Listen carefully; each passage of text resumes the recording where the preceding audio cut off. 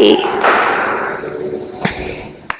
So now we're going to have a conversation around cueing and how we can use verbal cues to get our students to find the posture. And we always start from the ground up. So we start from the foot.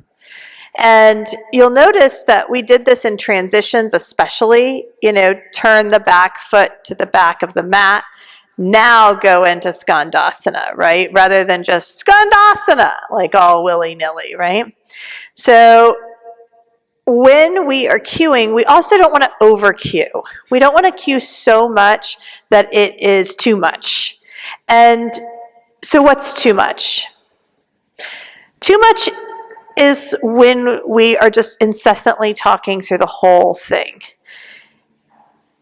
Silence is where the magic's at, because that's where the students are connecting to their practice.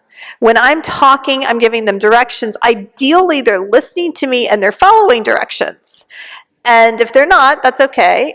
But the silence is when they feel, they sense, they can get feedback from their body. This isn't quite right. Let me adjust this. That's what we're trying to find in the silence. So typically, I do anatomical cues, and I do directional cues. And then I do metaphoric cues. An anatomical cue might be something like, pull the right hip back. I don't even say that very much anymore, because some people just don't know what I'm talking about, and then I can't adjust them in these uncertain times, so I just have stayed away from a lot of those like anatomical specific cues. But you heard me today use a cue where I said, if you feel unstable, engage the back leg. I said it two ways. If you feel unstable in your crescent lunge, engage the back leg. Or I said it another way. I said, lift the thigh bone up into the hamstring. Now, when you did that, if anybody tried that, you felt more stable automatically. And so, but there's two different ways to say it. Neither one is better than the other. It really depends on the person's awareness. So I said it two different ways. When I cue something, I'm going to cue it on both sides. But sometimes it is helpful to use two different types of cues, because what lands for some will not land for others. Right? The first time I said, lift the thigh bone up into the hamstring. The next time I said, engage the back leg, turn on the glutes. There was another time where we were in a low lunge, and I said, if your toes are untucked, press into the top of your foot to engage the quadriceps. Did anyone hear that? Yeah, because there was a few students that had their toes tucked. It's not going to work if their toes are tucked. So understanding sort of how to communicate in a way that makes sense without throwing somebody off their game is part of cueing. So we can say things like, so from downward dog, inhale, raise the right leg. Exhale, step the right foot forward. Inhale, come up, crescent lunge. That's great. I could go on to say, pull the right hip back, let the left hip soften forward. Draw the low belly up and in, knit the ribs down. Now the abdominal cues are advanced cues. Many students that are beginner students, intermediate students, are still getting their feet under them. And when you start talking about knitting the ribs down, they're like, wait a second, I didn't bring my knitting needles. I don't know what you're talking about. Like, they don't know. But what I'm seeing as a teacher is this, like splayed ribs, bellies out, everything sort of like loose in the abdomen. So low belly lifts up and in, that's a good one. People understand that pretty well. Knit the ribs down is an advanced cue. When we say draw the low belly up and in, or bring the navel towards the spine, or knit the ribs down, all of these cues do the same thing. They engage the front of the body, which takes any sway out of the lumbar spine. So if somebody's in a warrior one and they've got like a sway in their lumbar spine and I say engage the core, draw the low belly up and in, you will see that go away automatically. When I say, when I cue for warrior one, I'm going to say step the right foot forward, ground through the back heel, inhale warrior one. You will be surprised at how many people think crescent lunge is warrior one. I have been in classes where I have walked around, drop your back heel.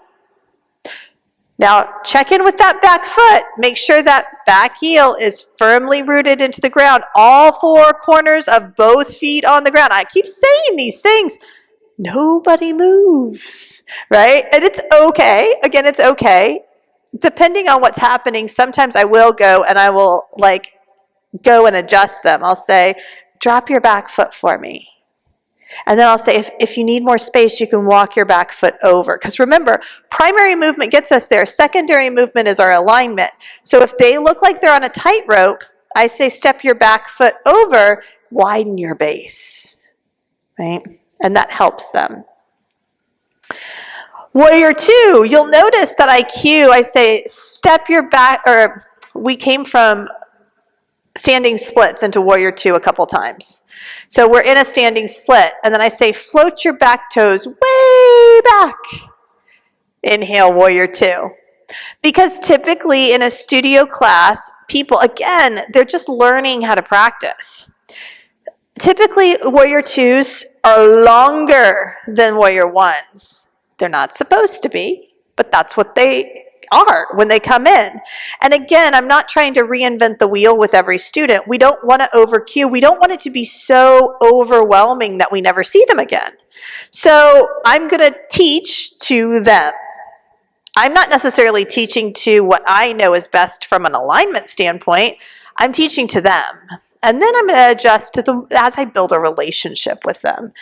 You know, because if I just come right in off the bat and I'm like, oh no, let me fix that, that's a little off-putting and it's not very compassionate. In our downward facing dog, you'll notice that I cued press into the thumb and the index finger. Feel the radiant energy moving up the arms. Now wrap the eyes of the elbows forward. That is typically the best cue to get them to externally rotate. I used to say things like externally rotate the shoulders, and people are like, what is she talking about? That makes no sense, right? So, and then sometimes the eyes and the elbows can be confusing to people. They're like, well, what is an eye of an elbow, you know? And I'm like, well, it's the elbow pit, you know? So you can say it a couple different ways, but that's typically a good way to get people to bring themselves right around. Warrior two is one of those that, you'll hear me say, make sure your back toes are turned towards the top left corner of the mat, right foot forward, right? Very rarely do people actually follow this direction. And sometimes when we're not in COVID times, I will go over, especially if I see a lot of congestion, I'll go over and I'll say, match your foot to mine. And then I'll say, does that feel better? And if they say no, I say, okay, it's okay to put your foot back the other way. And it's a discrete conversation. It's not like the whole class is involved. It's just like me and the person. We're just having a little conversation.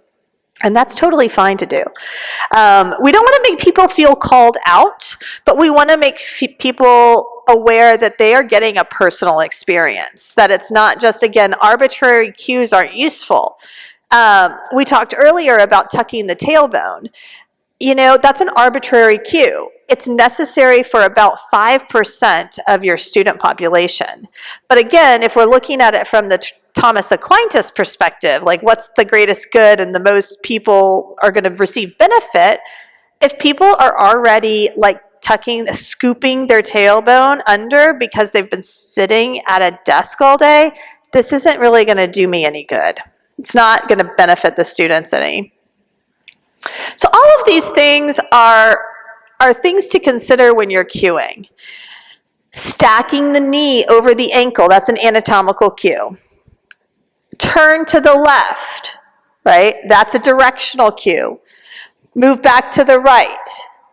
That's a directional cue. Turn your toes out to the right and the left. That's a directional and anatomical cue. Once you become really familiar with anatomical cues, then we start adding in metaphoric cues, and we start adding in other cues that help us to bring in some of the nuances of the philosophy. So maybe we, say something to the effect of, take a breath in. As you exhale, let the breath wash over you and anchor you into the earth. That's metaphoric. There's no washing going on here. There's no anchoring going on here. That's a metaphor. So these are really helpful to get the energetics right, because when people feel connected to the energetics, they typically get deeper in their practice.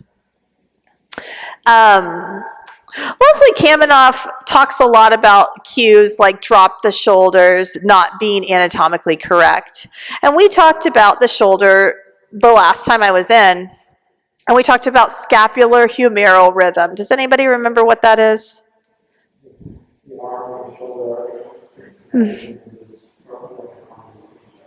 Yes, the arm and the shoulder are connected. So the humeral head and the glenoid are connected. That's the joint of the shoulder. And so anytime I raise my arm, for every 2 degrees I raise my arm, my scapula is actually going to come up. And it doesn't come up like this, it comes up like this. So it's not up like this in elevation. It comes out, it broadens, right? So I typically stay away from that cue, except for if I'm working with beginners, I'll say drop your shoulders, because they get it. They don't get broaden your shoulders. So even though it's not anatomically correct, when you're talking about cueing, if the students do what you want them to do, who cares? I'm not here to prove that I know about scapular humeral rhythm. Like, that's not what I'm teaching. I'm teaching to get students to connect to their practice. So if they connect to drop the shoulders by all means. You will have some sassafras teacher that's like, the shoulders can't drop. And I know, but my students respond to that. It's okay. And this is true. This is just part of the human experience, right? We've all felt in some area, all of us have felt in some area a need to prove something. All of us have, or a need to be right about something. And so I'm giving you the foundation, and you're going to know all this stuff. But then you have to go to the level the student's at, and you have to work within their level. And if they respond to drop the shoulders, if they respond to, I don't know, what's another one that we talk about? Oh, wrap the inner thighs back. There's no wrapping happening here. The muscles don't wrap. They contract and release. They contract and release. But it feels like they wrap when you're in downward dog, doesn't it? It feels like they're wrapping back to the back of the room. By all means, use wrap. That's fine. It's totally what the student resonates with. That's what this is all about. I would recommend when you're cueing to avoid cues that are polarizing. Cues like chair pose, everybody's favorite pose, or chair pose, everybody's least favorite pose. That's not necessary. It's not helpful, right? It might be somebody's favorite pose. It might be somebody's least favorite pose, but that's irrelevant, especially when we're coming from a yogic perspective that's all about non-attachment to these labels that we have. Avoid calling people out. You heard me, I'm sure you heard several times today, I said things to the effect of, really beautiful job, everyone. And I was very conscious not to use the word guys. Right? I'm really trying, because I remember when my daughter was transitioning, and Alexis was transitioning from Tommy to Alexis. And I remember she was in 2nd or 3rd grade, and I said,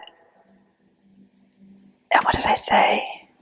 I said something like, hey guy, or something like that. I got the pronouns like mixed up. She was furious with me, so upset. And so I get it, that is something that I said growing up in Georgia all my adolescence, and now I have to do the work to stop. But really, really, really being conscious when we're holding the space of what we're saying. So there were a couple times where I was like Ewan did something and I wanted to say, good job, Ewan. But I didn't. I said, everybody's doing a great job.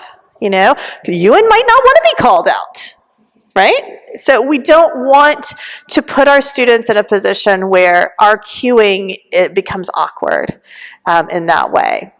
Okay, let me talk to you about cueing. And this is the most extreme case I've ever had in my life. I don't even know how to say this. So we had a live stream. We had a guest teacher come in and teach for several weeks on live stream. And Tara's holding space for the live stream because you have to let people in, and if people fall off, you got to let them back in. And Tara's like, oh my God, Michelle, I think she just said honeypot. Did I tell you guys about this? Okay. So the teacher was in chair pose, and she said, now take your block, put it between your legs underneath the honeypot. No bueno, okay? No bueno. And so we thought that maybe we misheard. Oh, but no, we didn't. We did not mishear. So just be aware that our vernacular when we are at home and with our friends, it doesn't always mesh with our studio teaching. And it's a different container. It's not, I'm funny, but I'm not a comedian when I come in here, it's not about me, right? Any questions about cues that you've heard in the past or things that have come up for you in class while teachers have been cueing? If we're talking about inclusivity, watch out for saying things like, nobody in this room would say this. I know nobody would say this in this room, but I have heard teachers say things like, all right, it's time to get ready for bikini season. Not appropriate. I have heard teachers say things like, buns up or booty is a not appropriate cue. I know there's a booty yoga. That's different, right? That's a whole different dance sort of yoga thing. And that's a different thing. If you're just straight up teaching a traditional vinyasa class, glutes, right? Bottom, it's another one. Derriere is fine, I've heard teachers say things like, move the extra out of the way, for twist. That's not okay. You could say, now Michaela is one of our teachers, and she is a fuller figured teacher, and she says, what does she say? I think she says, lean back and come in, so you're leaning back and coming in instead of just coming in, because you give yourself more space. Michaela and Tara will come in and talk to you about adaptive yoga and how to cue for adaptive yoga, and they're great, and you'll learn a lot from them. But just as a foundation, there are just some things we don't want to alienate anyone. We don't want anyone. I also avoid saying things like place the blocks, if we're doing a propped fish pose, with the two blocks in the back and then we lay down. I try to avoid saying things like where your bra strap is. Some people wear bras, some people don't. So I try to avoid stuff like that. Avoid cues like, you always have tomorrow. I was in a class once with a teacher here, and she was like, just let go of whatever happened today, you always have tomorrow. Well, for the cancer patient that's in that class, they don't know that. You know what I'm saying? I know I'm harsh, guys. I know I'm harsh, people, but it's true. Any little thing it really takes you to a new place. Maybe that's why I'm being so like hard on myself with this you guys thing, because I know how that can affect people. And if I know that and I continue to do it in my common vernacular and just the way I talk, then I'm not being sensitive. It might take me a year to get rid of it, but me trying is better than not trying at all. You know? Okay, questions? What cues have you heard that you're like,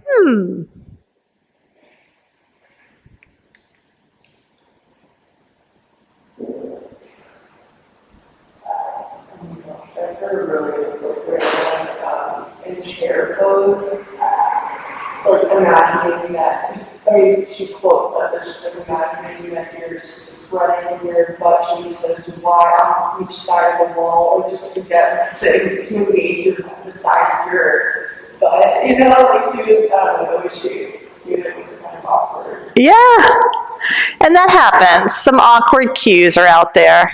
And so hopefully I would love for you to leave training in May and be like, okay, I feel comfortable selecting cues that are appropriate. I feel comfortable sequencing a class.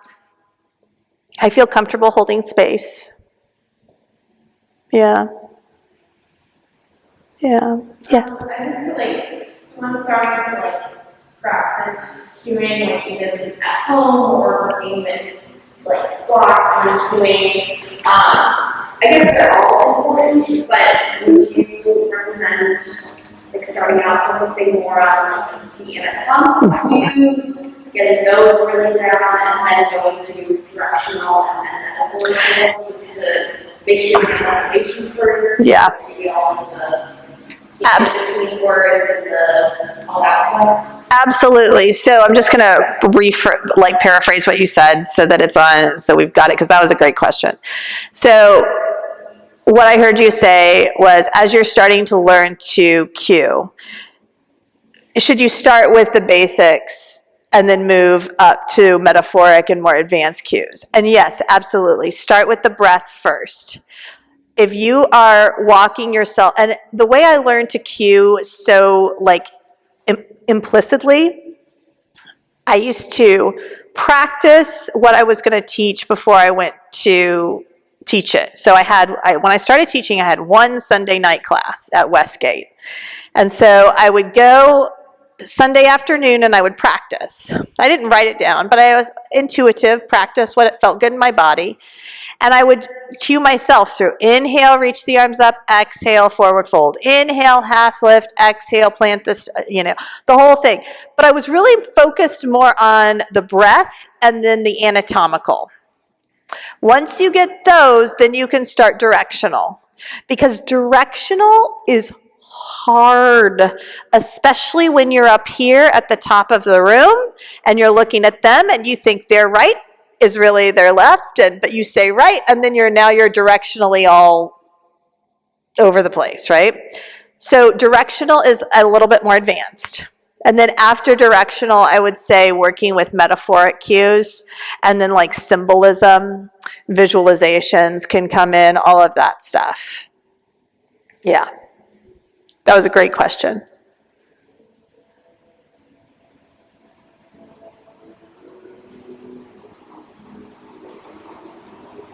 Any other thoughts, questions, comments about cueing?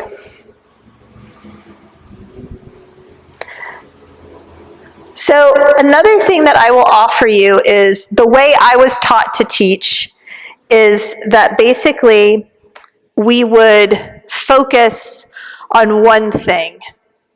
So if we were doing external rotation, we were teaching external rotation. Remember the last time I taught external rotation? And we've got some people with ranges of motion that are like way open and some people that are not so open. And so I would give them a benchmark. I would teach with a benchmark. So that's one thing that you can do. You can say, okay, I'm going to teach this sequence, and today we're going to focus on the foot, and I'm going to continue to bring their awareness back to the foot, pressing into all four corners of the foot, lifting the inner arch. The next week, you may focus on the pelvis. The next week, you may focus on opening through the front of the body. It's a lot to try to focus on all of it at once. And most of the time, if you try to focus on all of it at once, they won't hear you. Now, that doesn't mean that I don't say anything about opening through the front of the body. That just means it's not my focus. My focus is usually like one thing, and then I will continue to cue, but it's not something I keep coming back to over and over and over again. Was this helpful? Cueing helpful? Okay, great. This has more to do with sequencing. That's fine. I forgot to ask. Are there certain types of blocks that should not be adjacent to each other? No, as long as you don't transition from external rotation to neutral on a weight-bearing leg, there's really no other issue. That's the only issue. And it's really more of like, there's no way to avoid, there's no way to micro cue that so that you can save the acetabulum, the hip socket. But other than that, like when we went from wide angled forward fold to like skandasana, that micro cue of like turn the back toes to the back of the mat is enough to save the knee from any twerking that might happen. Yeah. Awesome. Well, we'll go over this a little bit more tomorrow, and we're gonna continue to practice. For homework, for your sequencing homework tonight, I would like you to come up with a block for warm-up, a block for like the meat of the flow, and a block for cool down. They don't have to all go together. They can if you want. But that's what we're gonna share out that tomorrow. So a block for warm up, a block for the center sort of flow to peak or flow, and then a block for cool down at the end. If I think about this in terms of time, Mm-hmm. So maybe 5 minutes, 5 to 10 minutes per block. Yeah, so 15 to 20 minutes. Yeah, the whole thing. But I would make sure to break it into chunks. Yeah, because we probably won't do them all together. I'll probably sort of popcorn and let people do, I want to do this one, I want to do this one, I want to do this one. You probably won't do all of them. You might teach one and share the other two, if that makes sense. Yeah. are there, because I know that you said that seated blocks are good for warm-up, are there certain blocks that are good for cool down? So seated blocks can be used for warm-up. They're not the only ones that can be used for warm-up. Cool down usually are blocks like that have half pigeon or reclined figure four in them, or Gomukhasana. They're usually hip openers that are more static, and you hold them for a little bit longer. Cool down, you hold things for a little longer. You've done the work to get into everything, and now you can hold things for a little bit.